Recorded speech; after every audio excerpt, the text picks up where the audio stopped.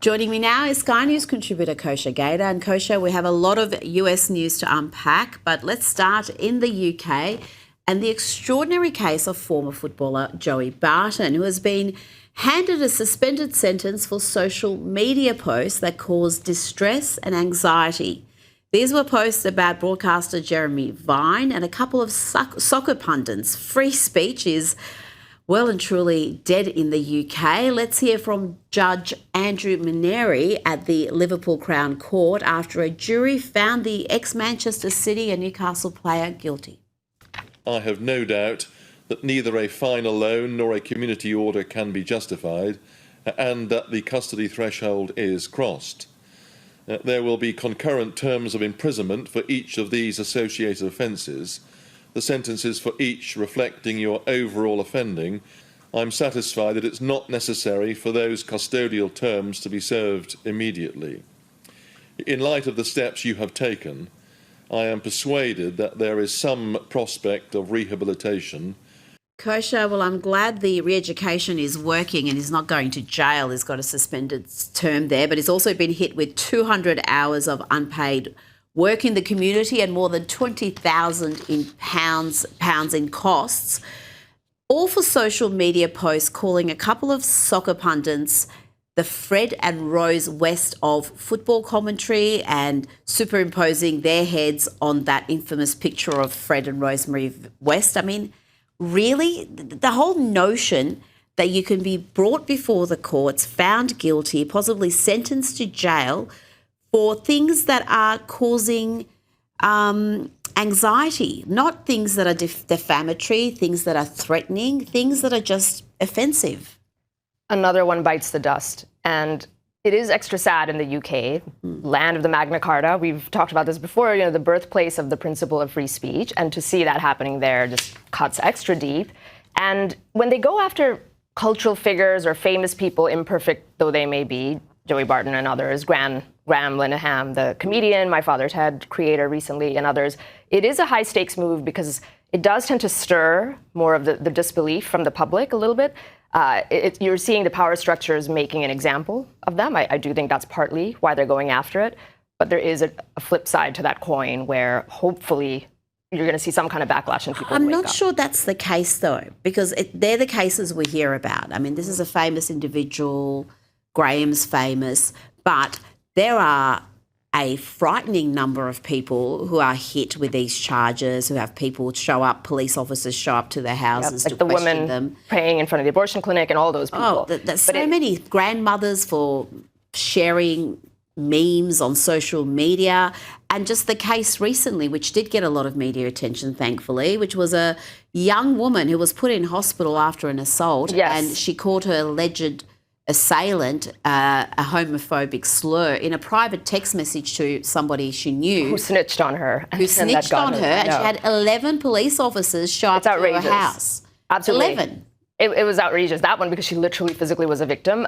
My point is maybe if they go after famous people, the devil is overplaying its hand. But we shall see. We shall see, because not yet. And if you just look at the judge over there, they really seem to believe this principle, which is that words can harm people. And the whole point of free speech is that the answer to speech you don't like is more speech, not less speech. And words do not kill people, no matter what they are. But in the UK, social media posts that cause distress and anxiety could see you before the courts and with a conviction. Just madness.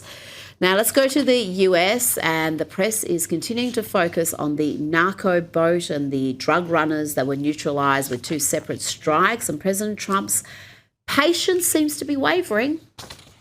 Admitting to releasing the full video? Didn't I just tell you that? You said that it was You're up the to most Secretary Hicks. obnoxious reporter in the whole place.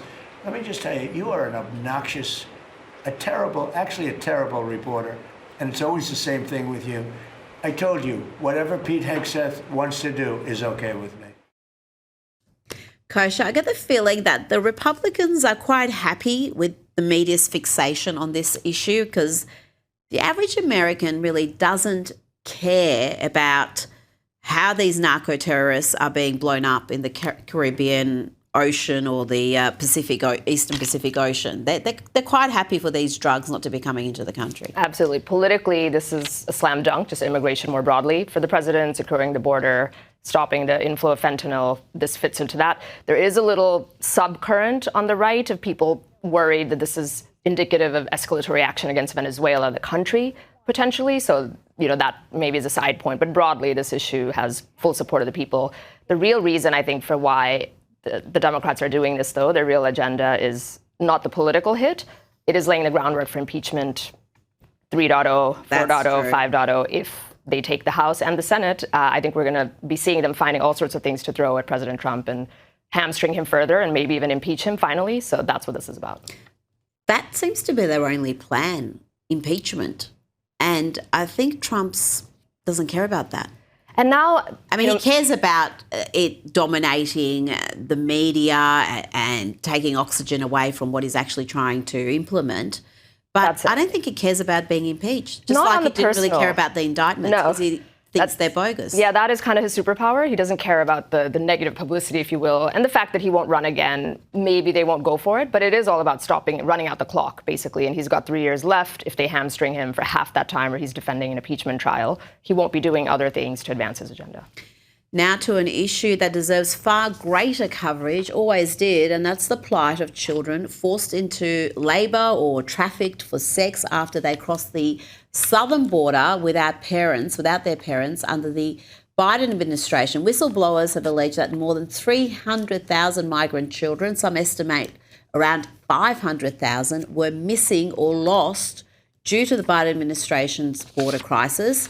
Border Czar Tom Homan spoke this week about tens of thousands of these children being rescued.